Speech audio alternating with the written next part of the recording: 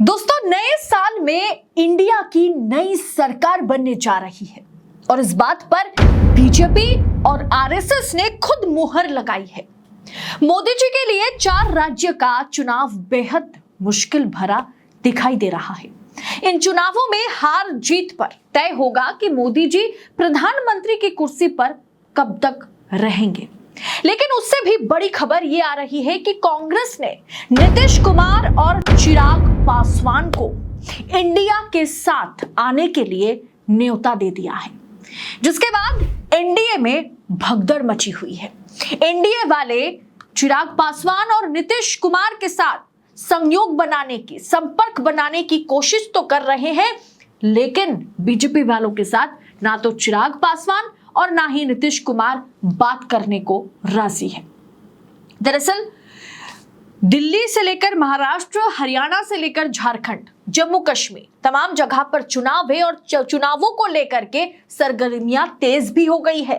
लेकिन 2025 नवंबर में बिहार में विधानसभा का चुनाव है और उससे पहले एनडीए की सरकार दिल्ली में गिर सकती है और नए साल में नई सरकार बन सकती है, वो भी इंडिया की, क्योंकि चिराग पासवान और नीतीश कुमार जो है वो इंडिया के संपर्क में है और भारतीय जनता पार्टी वालों का फोन उठाना इन दोनों ने बंद कर दिया है। तो ऐसे में माजरा गंभीर हो चला है। बताएंगे पूरा मैटर है क्या, तो वीडियो को आखिर तक देखिएगा। नमस्कार, स्वागत है आपका देश नीति पर। मैं हूं आपके साथ आदिति। देश नीति, केवल सच्ची और पक्की खबरें। दोस्तों, ये बात बीजेपी और संघ को भी पता है कि नरेंद्र मोदी ज्यादा समय के लिए अब प्रधानमंत्री की कुर्सी पर नहीं बने रह सकते और इसीलिए राहुल गांधी की जुबान काटने के लिए 11 लाख के इनाम रखे जा रहे हैं। यह दिखाता है कि भारतीय जनता पार्टी जो है वो पूरी तरीके से राहुल गांधी और इंडिया से, विपक्ष से डरा हुआ महसूस कर रहा है।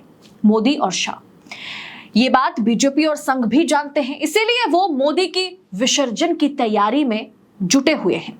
लेकिन नीतीश कुमार और चिराग पासवान को लेकर के एनडीए में मामला किस तरह से बिगड़ गया है, क्यों बिगड़ गया है, आइए जानते हैं। बिहार के मुख्यमंत्री नीतीश कुमार और केंद्रीय मंत्री चिराग पासवान को यह स्पष्ट करना चाहिए कि वक्फ बोर्ड संशोधन बिल पर वे किसके साथ खड़े हैं।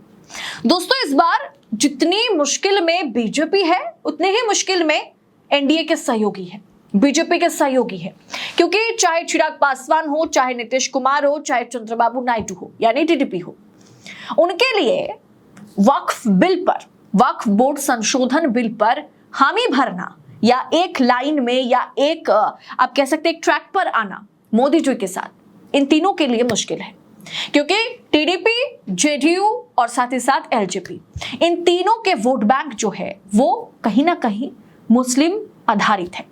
मुसलमानों के वोट जो है इन तीनों पार्टियों में जाते हैं। अब ऐसे में वक्फ संशोधन बिल पर, वक्फ बोर्ड संशोधन बिल पर भारतीय जनता पार्टी ने जैसे ही इस चीज को सामने रखा तो तीनों ने कहीं ना कहीं अंदर खाने मुखालिफत की। लेकिन अब कांग्रेस ने यह दांव चला है कि आप सामने आकर के बताइए, सामने आकर के स्पष्ट कीजिए कि आप मुसलमानों के साथ हैं, वक्फ बोर्ड संशोधन के साथ है या खिलाफ है, आपके विचार इस पर क्या है, उसका खुलासा आप कीजिए। बिहार विधानसभा का बिगुल अब से बज चुका है, अभी से उसका ढिंढोरा पीटा जा रहा है और इसमें चिराग पासवान और नीतीश कुमार सोच समझ कर कदम रख रहे हैं कि उन्हें इंडिया का साथ देना है या एनडीए का साथ देना है।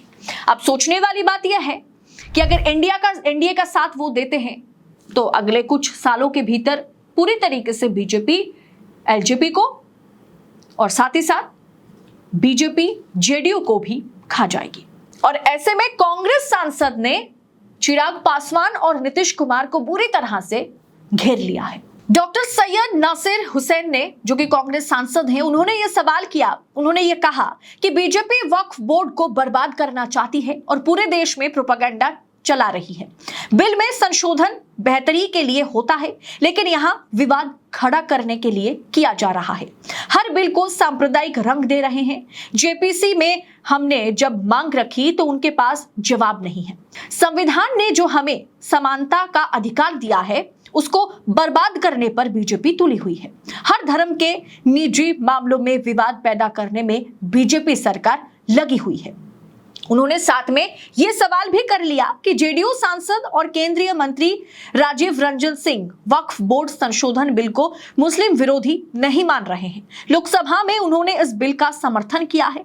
नीतीश कुमार को बताना होगा कि उनका स्टैंड क्या है। साथ में उन्होंने ये भी सवाल पैदा कर दिया चिराग पासवान के लिए भी कि उनको भी उनके जो वोट बैंक है वो भी मुसलमान पर आधारित है। ऐसे में उन्हें भी ये तय करना है और स्पष्ट करना होगा क्या वक्फ संशोधन बिल के समर्थन में वो है या खिलाफ है।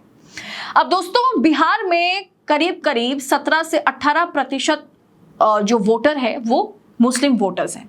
ऐसे में उनकी जो वोट बैंक है, अब ऐसे में चिराग पासवान और नीतीश कुमार के पास मुसलमानों के अच्छे खासे वोट जाते हैं। लेकिन अब बीजेपी के साथ वक्फ बिल के साथ अगर नीतीश और चिराग पासवान खड़े नजर आते हैं तो क्या सीमांचल की तमाम सीटों पर जेडीयू या कह सकते हैं कि चिराग पासवान की पार्टी क्या क्लीन स्वीप कर पाएगी?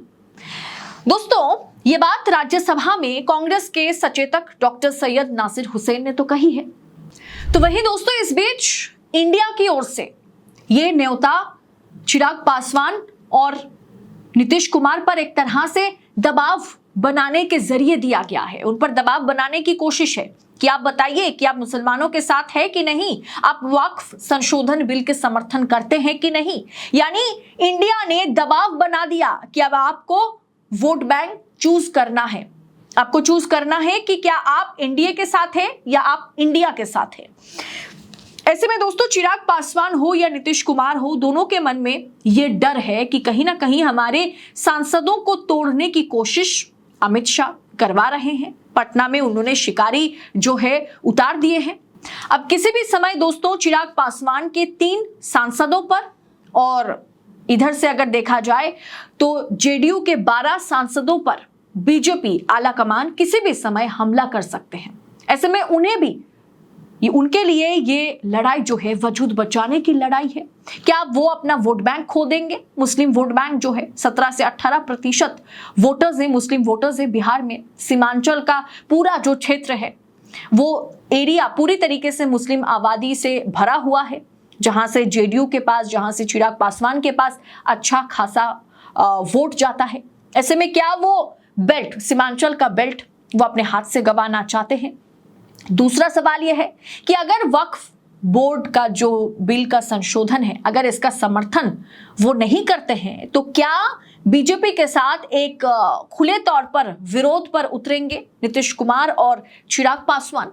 तीसरा सवाल यह है कि अगर वो इस बिल का विरोध करते हैं तो क्या इंडिया का समर्थन करते हुए नीतीश कुमार और चिराग पासवान नजर आएंगे? क्योंकि बात यह भी है, वजूद बचाने की लड़ाई है। अपने सांसदों को बचाना है, अपने विधायकों को बचाना है, वरना अगले चुनाव तक 2025 नहीं तो कम से कम 2030 के विधानसभा चुनाव तक जेडीयू और चिराग पासवान की पार्टी पूरी तरीके से खत्म हो जाएगी और बीजेपी का बोलबाला रहेगा। इधर आरजेडी और लड़ाई बीजेपी में होगी। जेडीयू, नीतीश कुमार, चिराग पासवान पूरी तरीके से खत्म हो जाएंगे। आपको क्या लगता है? आपकी राय क्या है?